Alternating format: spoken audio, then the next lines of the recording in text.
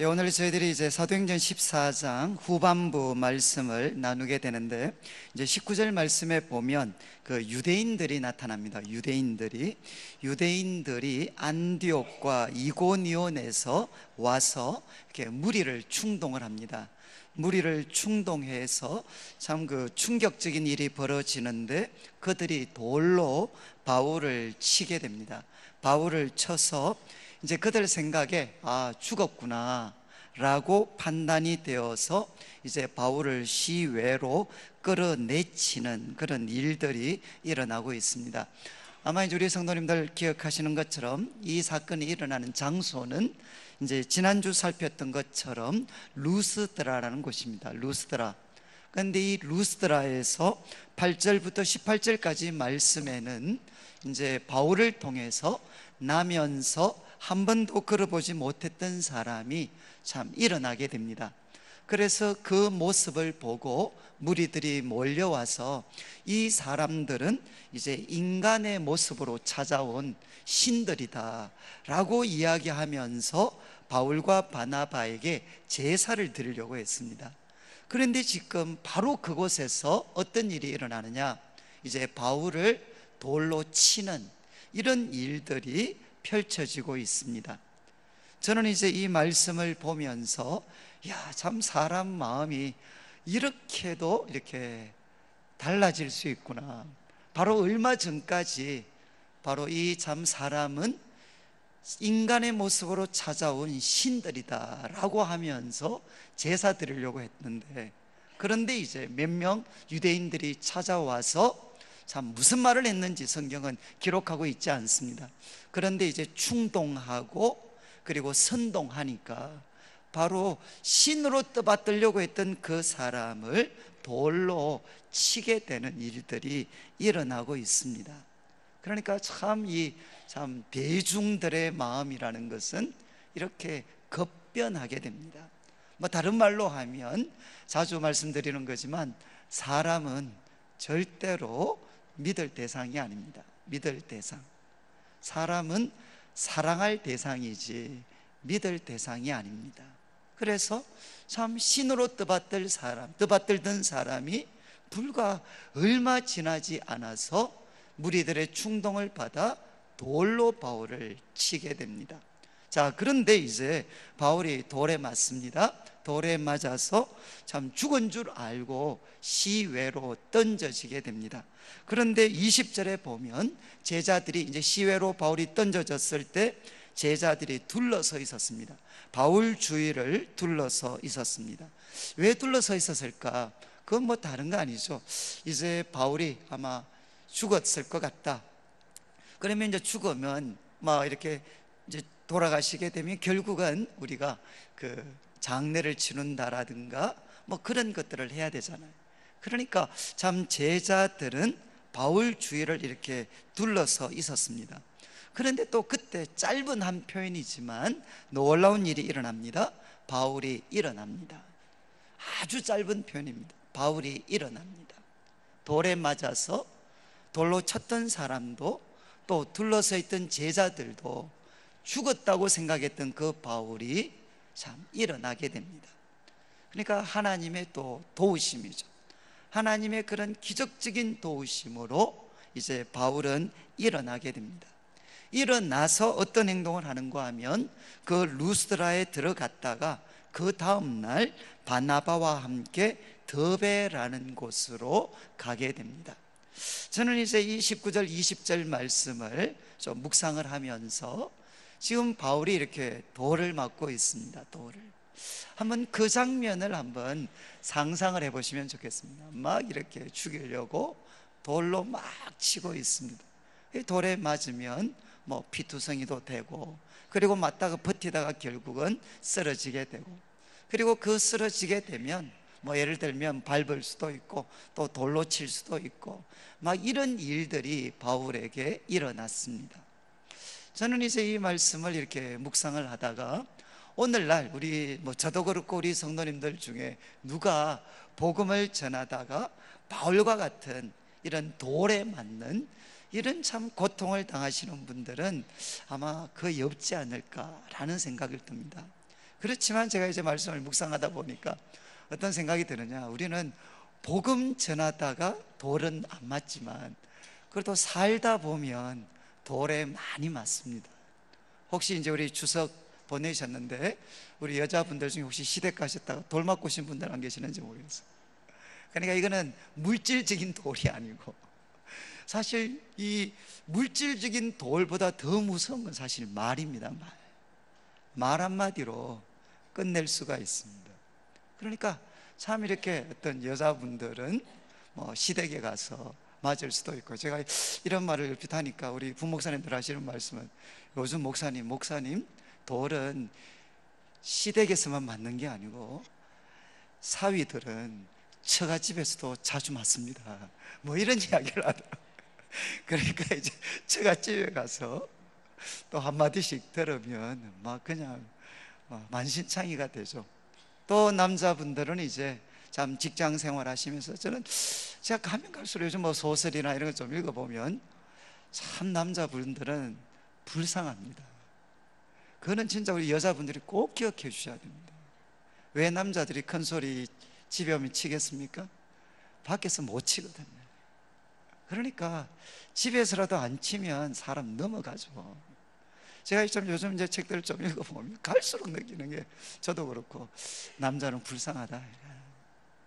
여자분들이야 그래도 막 입이라도 이렇게 해가지고 풀 수 있지만 남자들은 풀 수가 있습니까? 안 믿는 사람들은 그래도 술이라도 먹으면 알코올의 힘을 의지해서, 예수님의 이름을 의지하지 않지만 알코올의 힘을 의지해서라도 그래도 한번 털어놓을 수가 있는데, 예수 믿는 분들은 알코올도 못 들어가고 웬만한 주님의 이름으로는 털어놓기가 참 어렵습니다. 그러니까 정말 돌에 맞으면서도 참 내가 돌에 맞고 있다라는 것을 못 느낄 정도로 살아가는 남자분들도 참 많습니다. 제가 요번에 이제 그 날마다 솟는 샘물, 지금 이제 10월호가 나왔는데 아마 집에 가셔서 꼭 한번 구입하시면 좋겠는데, 제가 요즘 그 날마다 솟는 샘물에 일주일에 한 번 김향숙이라는 분이 이제 그 가정사역자신데, 그 김향숙 원장이 쓰는, 일주일에 한 번씩 쓰는 그 칼럼이 있습니다. 제가 그거 읽을 때마다 좀 가슴이 뭉클할 때가 많아요. 근데 그 중에 제가 하나 읽었던 게 이제 그 힐링 캠프인데, 러빙 유라는 그 힐링 캠프가 있습니다. 거기 소개해 놨는데, 그게 뭔고 하면 이제 그 소위 싱글맘, 이 이혼이나 사별을 통해 이제 여자분이 결국 가정을 책임지는 싱글맘, 그 싱글맘들의 그 수련회입니다. 수련회. 그 이야기를 거기 기록을 해놨는데, 거기 보면 이런 이야기가 있습니다. 이혼을 당했거나 아니면 사별하신 분들, 특별히 이혼 당하신 분들은 뭐 외도나 폭력이나 알코올 중독이나 이런 거에 시달려서 버티다가 못 버텨서 결국은 이제 이혼하신 분들이죠. 당하신 분들이죠. 근데 그분들 이야기 중에 그런 이야기가 나옵니다. 이분들은 종합병원 세트라는 거예요. 모든 상상하는 병은 다 갖고 있다는 거예요. 혼자서 그 자식들 뒷바라지를 하니까 그냥 종합병원입니다, 말 그대로. 그런데 이제 이분들이 그래도 자식들 바라보면서 그래도 악착같이 버티고 있는데, 이분들한테 가장 센 돌이 뭐냐, 이제 자식들도 그래도 엄마 고생하는 거 아니까 뭐 평소에는 괜찮은데 한 번 수 틀리면 애들이 이런 말을 한다는 거죠. 이제 바로 우리가 이래 된 거, 아빠가 나간 거 다 엄마 때문에, 엄마 때문에. 그런 말 한 번 들으면 말 그대로 시체가 된다는 거예요. 그냥 살고 싶은 생각이 안 난다. 그런데 더 힘든 거는 내색을 못 하잖아요. 그런 센 돌을 맞았는데도 애들은 뭐 자기들밖에, 엄마밖에 없으니까 또 표현도 못하고 막 그거를 이제 삭히는 거죠. 근데 이제 이분들이 수련회를 오면 이제 이거를 누구한테 표현하느냐, 하나님께 표현하는 거죠. 한 번도 누구한테 표현하지 못했던 그런 서러움, 분노, 뭐 미움, 이런 게 폭발이 돼서 막 하나님께 토설을 하는 거예요. 토설을 하다 보면 어느 순간에 느껴지는 거죠. 주님의 강한 오른손이 자기를 붙잡고 있다는 게 느껴지는 거예요. 사람들은 다 떠나가지만, 사람들은 자신을 향해 끊임없이 돌을 날리지만, 그러나 주님은 나를 지키고 계시는구나, 주님은 변함이 없으시구나 하는 게 깨달아진다는 거예요. 그리고 나면 이제 주님의 사랑으로 위로를 받고 나면 그때서야 그렇게 독한 말만 쏟아붓는 자식들도 다시금 사랑할 수 있는 힘이 자기들에게 주어진다는 겁니다. 저는 이제 그 글을 읽으면서 뭐 다른 것보다 야, 참 세상에 돌 맞는 사람이 많구나. 돌 맞는 사람들, 가정에서든 직장에서든 때로는 뭐 교회에서도 돌 맞는 일들이 많습니다. 그래서 결국은 버티다 쓰러지게 되는 거죠. 어떻게 보면 우리하고는 차원이 다르지만 결국 바울도 반대자에 던지는 그 돌을 맞고 버티다가 결국은 쓰러졌고, 그리고 사람들이 볼 때 이제 죽었구나 싶어서 내팽개쳤습니다. 그런데 그때 어떤 일이 일어났느냐, 이제 뭐 바울이 기도를 했는지 그건 아무것도 알 수 없습니다. 그런데 놀랍게도 바울은 죽은 줄 알았는데 제자들이 둘러있을 때 그가 일어나게 됩니다. 사랑하는 성도님들, 어떻게 일어났겠습니까? 피투성이가 됐겠죠. 죽은 줄 알았습니다. 그러나 그 순간 하나님이 역사하시고 도와주셔서 죽은 줄 알았던 바울이 일어나게 된 겁니다. 저는 이제 이 말씀을 묵상하다가 뭐 가끔 제가 저희 이제 어머님 말씀을 한 번씩 드리는데, 저희 어머님은 제가 어릴 때부터 참 미스테리였어요. 왜냐하면 이제 뭐 일을 좀 많이 하셨기 때문에 예배 때만 되면 주무셨습니다.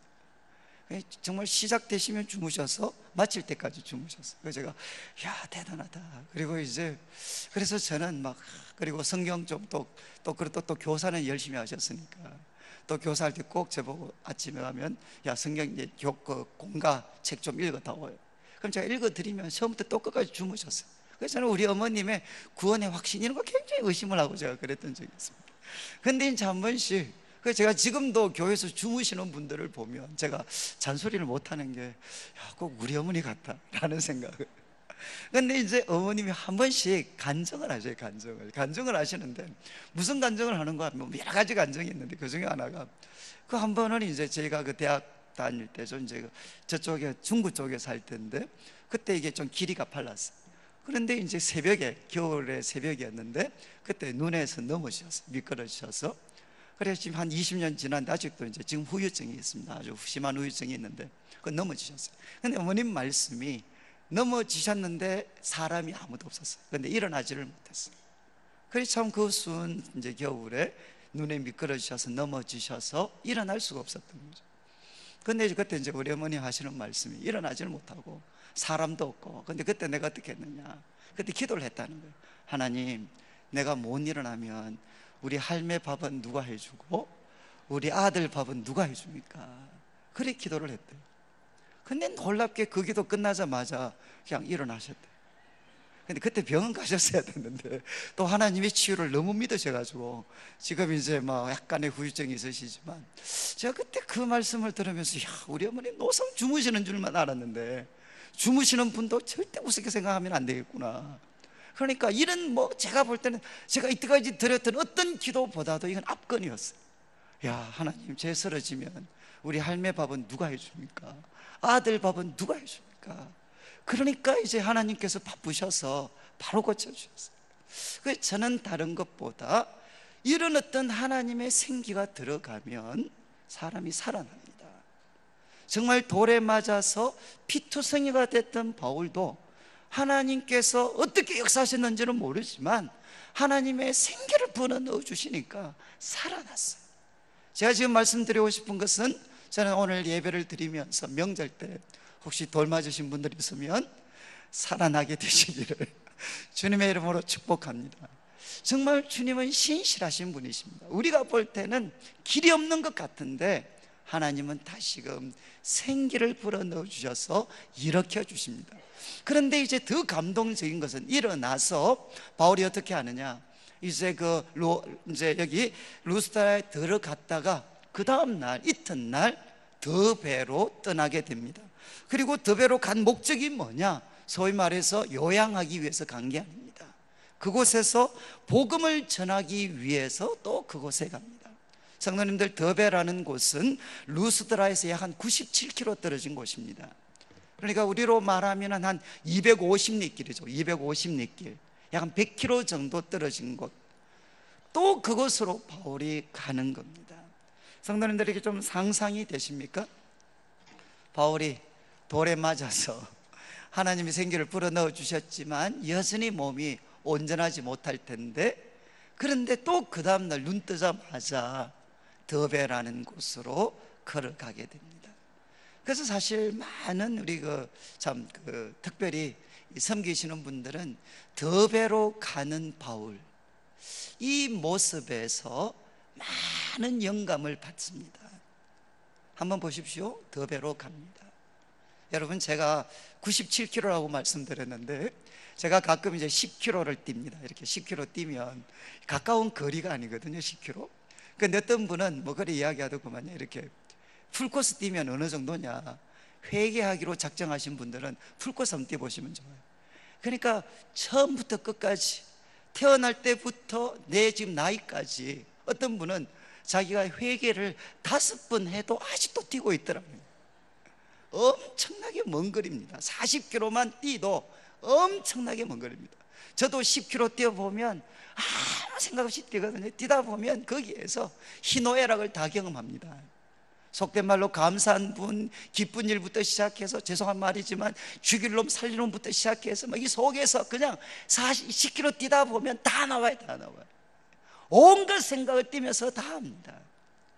그런데 40km, 저도 한 완주를 몇 번 해봤는데 끝이 없습니다. 그런데 97km를 바울이 걸어갑니다. 얼마나 많은 생각을 했겠습니까? 얼마나 많은 생각. 그 몸은 돌에 맞아서 아직도 성하지 않은데 그 97km를 계속해서 걸어갑니다. 성도님들, 바로 이게 헌신입니다. 헌신. 한번 돌 맞아 보셨어요? 한번 정말 사람들에게 반대와 핍박과 쓴맛을 보고 나면은 그 일 하기 싫습니다. 그리고 그 자리 피하고 싶습니다. 웬만하면 우리도 편한 길 가고 싶어요. 타협하고 편한 길 가고 싶습니다. 어느 멍청한 사람이 또 고생하고 싶겠습니까? 그런데 바울은 어떻게 하느냐, 바로 돌 맞았는데 또 그 다음날 일어나서 피투성이었던 성하지 못한 몸을 이끌고 또 걸어갑니다. 또 그때 무엇을 생각했을까? 저는 이제 아까 불렀던 사명이라는 이 찬양, 아마 바울이 이 찬양이 있었다면 어쩌면 이런 찬양을 부르지 않았을까? 아까 가사를 나왔었지만 우리 이제 그 주보 3면에 보면 가사가 나와 있는데 제가 한번 읽어 드리겠습니다. 이런 가사가 있습니다. 우리 3면 제일 밑에 보면 사명 가사가 있는데, 주님이 홀로 가신 그 길 나도 따라가오, 모든 물과 피를 흘리신 그 길을 나도 가오. 그러면서 험한 산도 나는 괜찮습니다. 그리고 바다끝이라도 나는 괜찮습니다. 죽어가는 저들을 위해 나를 버리기를 바랍니다. 아버지, 나를 보내주십시오. 나는 달려가겠습니다. 목숨도 아끼지 않겠습니다. 나를 보내주십시오. 세상이 나를 미워해도 나는 사랑하겠습니다. 세상을 구원할 십자가 나도 따라가겠습니다. 생명을 버리면서까지 나를 사랑한 당신, 이 작은 나를 받아주어 나도 사랑합니다. 저는 참 이 찬양을 이렇게 읽을 때마다 좀 낯설지 않나요? 하나님, 정말 목숨도 아끼지 않겠습니다. 험한 산도 괜찮습니다. 바다 끝이라도 나는 괜찮습니다. 저도 아마 이게 난지도에 제가 있었을 때는 이런 찬양 불렀으면 정말 많이 정말 이렇게 쨍했을 것 같아요. 하나님, 험한 산도 괜찮습니다. 그리고 바다 끝이라도 괜찮습니다. 그런데 우리는 어떻게 하죠? 하나님, 우리는 45평은 돼야 됩니다. 그리고 하나님, 수성구도 살아야 됩니다. 그리고 최소한 저 정도는 돼야 됩니다. 딴 데 가면 안 됩니다. 우리는 지금 못하는 게 너무 많아요. 하나님, 나는 괜찮습니다. 험한 산이라도 괜찮습니다. 바다 끝이라도 괜찮습니다. 정말 주님이 보내시는 곳이라면 괜찮습니다. 우리들에게는 이제 이런 고백들이 점점 사라져 가는 거죠. 그러니까 정말 더 배로 돌 맞아서 성하지 않는 몸을 이끌고 그 더 배를 향해 그냥 걸어가고 있는 이 바울의 모습이 우리들하고는 정말 잘 매치가 되지 않습니다. 사랑하는 성도님들, 바울이 세상을 바꿀 수 있었던 것은 하나님의 역사였지만 그 중심에 뭐가 있었느냐? 바울은 핍박하는 사람들보다, 박해하는 사람들보다도 더 독했습니다. 더 철저하게 주님이 주신 사명에 헌신했기 때문에 그는 세상을 이길 수가 있었습니다. 저도 참 이 말씀 묵상하면서 하나님, 저도 이런 은혜를 좀 주십시오. 앞으로 돌이 날라올 수도 있습니다. 그리고 맞아서 쓰러질 수도 있습니다. 그러나 하나님께서 다시 한번 힘을 주실 때, 그때 또 바로 그 다음날 일어나서 성하지 못한 몸을 이끌고라도 주님이 주신 사명을 향해서 달려갈 수 있는, 돌친 사람들을 향해 왜 돌 던졌냐, 왜 그랬냐 따지지 않고 그냥 또 주님께서 맡기신 영혼들을 향해서 그들을 향해 묵묵히 달려갈 수 있는 이런 사람들이 될 수 있다면 저는 참 주님이 기뻐하실 것 같아요. 제가 이 말씀을 묵상하면서 우리는 너무 핑계가 많구나. 하나님, 저 오늘 이런 돌 맞았습니다. 저 오늘 이런 돌 맞았습니다. 그래서 저 아무것도 하기가 싫습니다. 우리는 어쩌면 그런 이야기를 하고 있는지 몰라요. 너무너무 돌 던지는 사람들이 많습니다 라고 이야기할 수 있습니다. 그러나 오늘 말씀은 우리에게 바울은 보여주는 거죠. 그 돌 던져서 만신창이가 됐지만 주님이 다시금 힘을 주셨을 때 그는 소위 말해서 사람들한테 가서 왜 그랬냐 따지지 않았어. 그 시간을 어디 사용했느냐? 다시 더베라는 곳에 가서 하나님의 말씀을 전하는 일에 그는 헌신을 하게 됐습니다. 저는 이런 각오와 결단이 우리 성도님들 마음에 있으시면 좋겠어요. 그리고 이제 바울이 21절부터는 돌아갑니다. 이제 돌아가서 이제 역순이죠. 이고니온, 루스드라, 이고니온, 안디옥으로 돌아갑니다. 저는 참 이 말씀 보면서도 참 바울도 독하다 진짜. 바로 루스드라, 거기에서 돌 맞았잖아요. 그리고 이고니온에서도 또 사람들이 돌 던졌잖아요. 돌 던지려고 했습니다. 또 안디옥에서도 얼마나 많은 반대자들이 있었습니까? 또 그곳으로 돌아가요. 왜 돌아갑니까? 22절, 거기에 제자들이 있었거든요. 복음을 받아들여서 이제 갓 태어난 제자들이 거기에 있었습니다. 자기도 위험하지만 그 위험한 환경 속에 제자들이 있었단 말이죠. 제자들. 그래서 제자들의 마음을 굳게 해서 이 믿음에 머물러 있으라, 그들에게 금연을 합니다. 성도님들, 참 저는 이 바울을 보면 바울은 위험에 처해 있는 성도들을 위해서라면 기꺼이 그곳을 방문합니다. 그리고 도전합니다. 이 믿음에 머물러 있으라. 이 믿음은 무엇이겠습니까? 바로 예수 그리스도의 복음입니다. 하나님은 얼마나 우리를 사랑하셨느냐, 자기 독생자를 보내셔서 우리 죄를 대신 지시고 십자가에 피 흘려 죽게 하실 만큼 하나님은 우리를 사랑하셨습니다. 그리고 하나님에게는 얼마나 놀라운 능력이 있느냐, 우리 죄를 위해서 십자가 위에 피 흘려 죽으신 그 예수 그리스도를 하나님은 다시 살리셨습니다. 이것이 하나님의 능력입니다. 예수 그리스도 안에 하나님의 사랑이 나타나 있고 하나님의 능력이 나타나 있습니다. 그리고 이 예수님이 누구시냐? 하나님이 세우신 유일한 주님이시요 구원자이십니다. 바로 이분을 믿는 믿음에 머물러 있으라는 것입니다. 십자가를 통해 나타나신 하나님의 사랑, 그리고 부활을 통해 나타난 그 하나님의 능력, 그 안에 머물러 있고 어떤 상황 속에서도 예수 그리스도를 굳게 붙잡고 있으라, 이렇게 바울은 도전을 했습니다. 그리고 이야기하죠. 우리가 하나님 나라에 들어가려면 많은 환난을 겪어야 합니다. 성도님들 믿으십니까? 우리가 하나님 나라에 들어가려면 많은 환난을 겪어야 할 것이다. 영어로 보면 must입니다. must.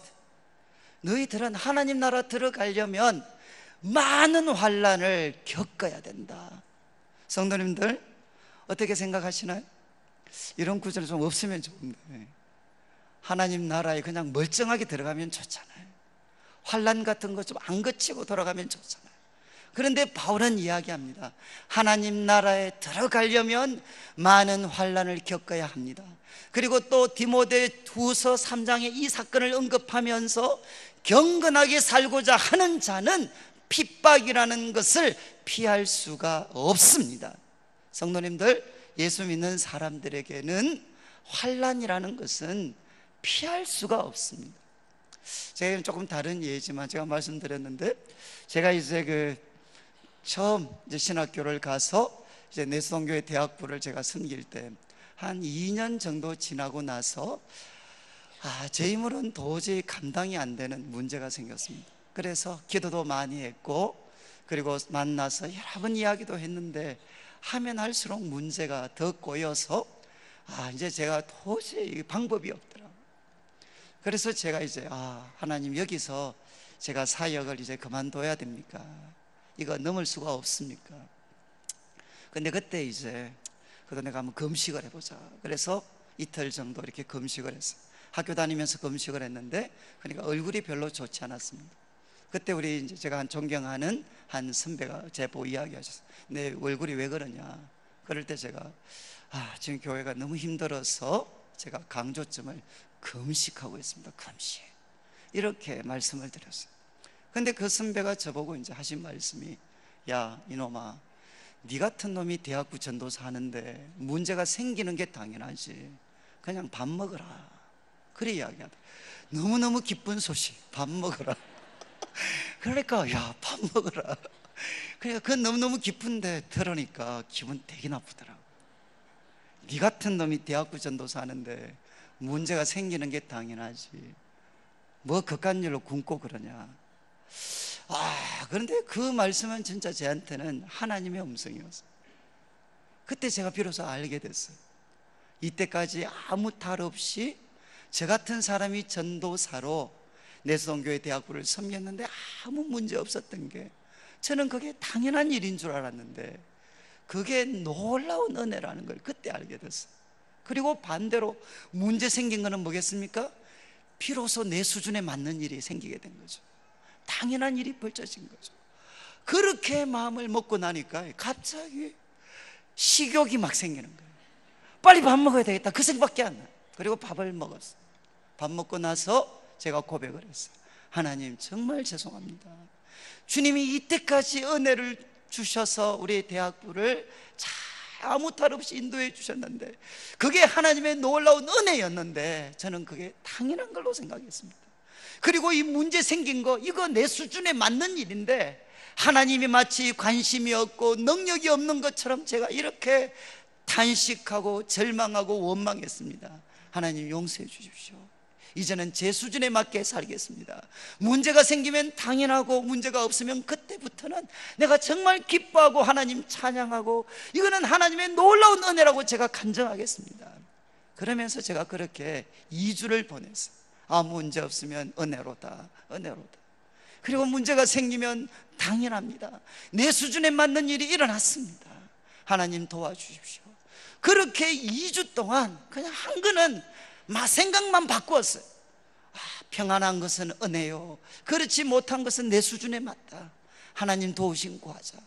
그러니까 2주 만에 제가 그렇게 발부둥을 쳐도 해결할 수 없는 문제가 그냥 깨끗하게 정리가 됐어요. 제가 지금도 이거는 몇 번 들으셨겠지만 저는 갈수록 그 생각을 해요. 성도님들, 우리 개인의 삶도 교회도 그렇습니다. 우리 개인의 삶에 아무 문제가 없고 그리고 교회가 평안하고 부흥하는 거 당연한 거 아닙니다.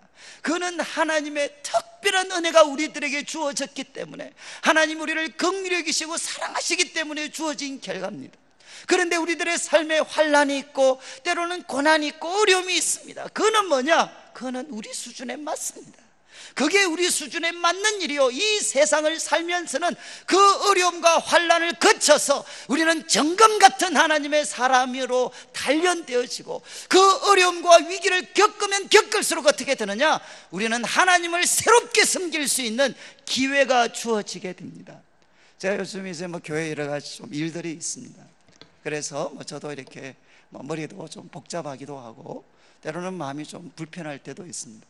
그래서 제가 아까 돌 맞는 이야기 드렸을 때 사실 그 부분은 제 이야기가 많습니다. 그런데 이제 제가 어떤 마음이 좀 힘들거나 어려울 때 있으면 가끔 한 번씩 우리 권사님이나 우리 장로님, 연세 많으신 우리 장로님 권사님들 한 번씩 전화가 오셔. 그게 쪽집게에 가깝게 전화 오셔가지고 제보고 하시는 말씀이, 아니 목사님 그러시면서 하시는 말씀이, 아니 우리 교회가 대구의 대교회인데, 대교회 큰 교회인데, 아니 목사님 문제가 있는 게 당연하지 않습니까? 아니 사람이 몇 명인데, 애까지 포함하면 사람이 몇 명인데 문제가 있는 게 당연하지, 그건 그렇게 생각을 하십니까? 그러면서 이제 그냥 당연한 거니까 복잡하게 생각하지 마십시오. 이때까지 교회의 머리는 하나님이시지, 하나님이 책임지는 거지, 머리카락도 별로 없는 목사님이 신경 쓴다고 뭐가 남는 게 있겠습니까? 그냥 아무 필요가 없어요. 그러면 어떻게 되느냐, 진짜 그 말씀 듣고 나면 깨달아지는 거죠. 그렇구나, 은혜구나, 은혜. 이때까지 지내온 것도 은혜고 앞으로도 은혜로 이게 또 진행이 되겠구나. 사랑하는 성도님들, 기억하셔야 됩니다. 우리가 이 땅을 사는 동안 우리는 많은 환난을 겪게 되어 있습니다. 이거는 특별한 게 아닙니다. 비정상적인 게 아닙니다. 이거는 그냥 올 것이 온 겁니다. 그런데 우리가 이것을 주님 붙잡고 이 환난, 이 어떤 고난 속으로 달려 들어가면 어떻게 되느냐, 주님은 우리를 연단해 주시고, 그리고 또 주님께서 보셨을 때 우리가 연단되어지면 하나님은 우리에게 놀라운 기회들을 허락해 주시게 됩니다. 그래서 어떻게 해야 되느냐, 믿음에 굳게 서고 이 믿음에 머물러 있어야 된다는 거죠. 그리고 바울이 이제 마지막으로 23절부터 쭉 보면 이제 돌아갑니다. 돌아가서 그들을 파송했던 안디옥에 도착을 합니다. 그리고 27절에 그들이 교회를 모읍니다. 오늘날로 하면 이제 선교 보고를 드리는 거죠. 교회를 모아 하나님이 함께 행하신 모든 일과 이방인들에게 믿음의 문을 여신 것을 보고를 합니다. 참 여기 짧은 말씀이지만 선교 보고의 핵심이 뭐냐, 하나님께서 정말 그들과 함께 행하셨던, 그들을 통해서 행하신 모든 일들을 보고했습니다. 그리고 하나님께서 이방인들에게 어떻게 믿음의 문을 여셨는가, 난공불락으로 보였던 그 이방인들 가운데 어떻게 믿음의 문을 여셨는가 하는 것을 보고했습니다. 성도님들, 보고 내용에 주어가 뭐죠? 주어가 누굽니까? 누가 하신 것을 보고했습니까? 바로 하나님이 하신 일입니다. 하나님이 바울과 바나바를 통해서 행하신 모든 일, 그리고 하나님이 어떻게 그 이방인들에게 믿음의 문을 여셨나, 하나님이 하신 일을 그들이 보고하게 됩니다. 이게 너무너무 중요합니다. 왜냐하면 저는 이제 제 자신도 그렇고 우리 성도님들 또 교회를 섬기다 보면은 은혜가 충만하고 정말 어렵고 힘들면서 주님만 붙잡을 때는 그분들의 입에서 언제나 간증이 나오는데, 그 주어가 누구냐? 하나님이십니다. 하나님이 나 같은 사람 어떻게 사랑하셨나, 또 하나님이 나에게 어떻게 길을 열어주셨나, 언제나 그 대화의 주어는 뭔가 하면 하나님이십니다. 하나님. 그런데 세월이 지났습니다. 이제 먹고 살만합니다. 남들이 볼 때 믿음이 괜찮은 사람 같아. 그리고 하나님이 기도에 응답해 주셔서 사회적으로도 많은 것을 갖게 됐습니다. 소위 영향력도 갖게 됐습니다. 그러면 어느 순간부터 어떤 일이 일어나냐, 바로 대화의 주제, 주어가 무엇으로 바뀌느냐, 하나님에게서 나로 바뀌기 시작을 합니다. 이거는 꼭 기억하셔야 됩니다. 여러분, 우리들의 인생이 하나님의 복을 받아서 롱런할 수 있는 길은 이것만 지키면 됩니다. 하나님이 하셨습니다. 이거 빠뜨리시면은, 저는 제가 가끔 이제 설교하면 가끔 한 번씩 이렇게 제가 봐도 성도님들이 은혜를 많이 받으시는 것 같이 보일 때가 있습니다. 그러면 집사람한테 전화를 해요. 오늘 설교 어떠냐? 그러면 집사람은 가만히 있죠. 우습게 생각하고 가만히 있지만 끝까지 묻습니다. 언제까지? 저 입에서 야 오늘 설교 좀 괜찮았는 것 같아, 오늘은 좀 한 것 같아, 이 말 나올 때까지 계속해서 물어요. 왜 그렇게 할까요? 듣고 싶거든. 오늘 내가 좀 했다. 오늘 이 이야기를 듣고 싶어요. 말하는 거는 좀 이렇게 좀 찜찜하니까 자꾸 찔러서 오늘 좀 잘한 것 같아. 오늘은 당신이 좀 된 것 같아. 이 말을 듣고 싶어요. 성도님들, 성경에서 가장 무서운 게 바로 이겁니다. 성경을 보시면 우리들의 삶에 하나님의 놀라운 역사가 일어나지 못하도록 사단은 막습니다.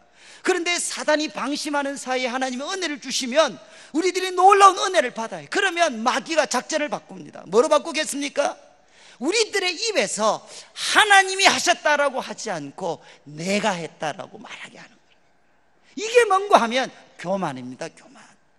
교만은 패망의 선봉이요 그리고 겸손은 종기의 앞잡이라고 이야기했잖아요. 히스기야 왕, 성경에 나오는 수많은 위대한 인물들이 다 어디에서 무너졌느냐? 여기에서 무너지는 거죠. 하나님의 기적적인 도우심을 통해서 병치료도 받고, 그리고 또 아수르에게서 벗어나고, 그리고 하나님이 수많은 부귀영화 주셨는데 결국 어디에서? 내가 했다는 겁니다. 다윗도 마지막에 인구조사를 통해 무엇을 표현하고 싶었습니까? 내가 했다는 거죠. 내가. 그 이야기 하다가 결국은 엄청난 고통을 당하게 됩니다. 저는 오늘날 한국 교회가 가장 조심해야 되고, 한국 교회가 당하는 고통의 많은 부분은 여기에 있다고 저는 생각을 합니다.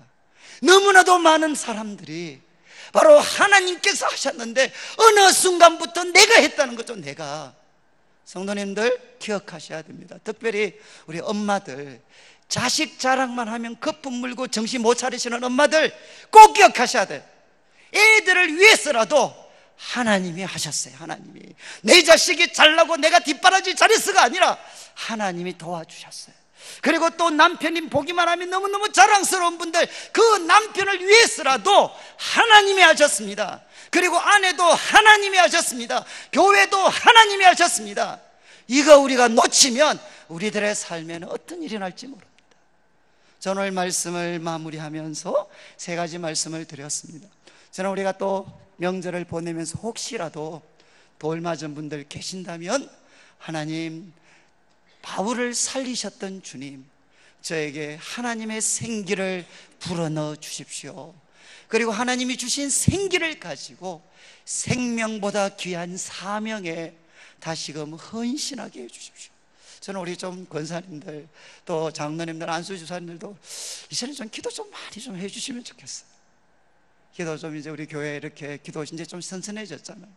좀 낮에 오셔서 기도도 하시고 밤에 기도도 하시고, 좀 이제 교회가 이렇게 기도로 북적북적 거리는 일들이 좀 일어나야 우리 안수주사님들도 장로님들도 우리 교역자 저부터도 이제 좀 기도하고 정말 다른 것보다 하나님의 도우심 구하고 주님의 손 붙잡는 그런 일들이 우리들 교회 가운데 필요합니다. 그리고 나아가서 기억하십시오. 하나님 나라에 들어가려면 많은 환난을 겪습니다. 이 환난은 피할 수 없습니다. 중요한 것은 환난이 없어지는 것이 아니라 그 환난 속에서도 믿음을 굳게 하는 것입니다. 그리고 주님이 주신 그 믿음에 굳게 머물러 있는 것입니다. 그리고 마지막, 성도님들, 우리들의 입술을 주님께서 붙잡아 주셔서 하나님이 주신 은혜 내 것으로 가로채지 않고 언제나 주님이 하신 놀라운 일, 주님이 열어주신 믿음의 문, 구원의 문을 간증할 수 있는 우리 성도님들이 되셔서, 저는 우리 성도님들이 입을 벌릴 때마다 정말 하나님이 너무너무 기뻐하셔서 그 기쁨을 이기지 못하는 그런 놀라운 일들이, 아름다운 일들이 우리 성도님들의 가정과 직장과 우리 교회 속에 넘치게 되시기를 주님의 이름으로 축복합니다.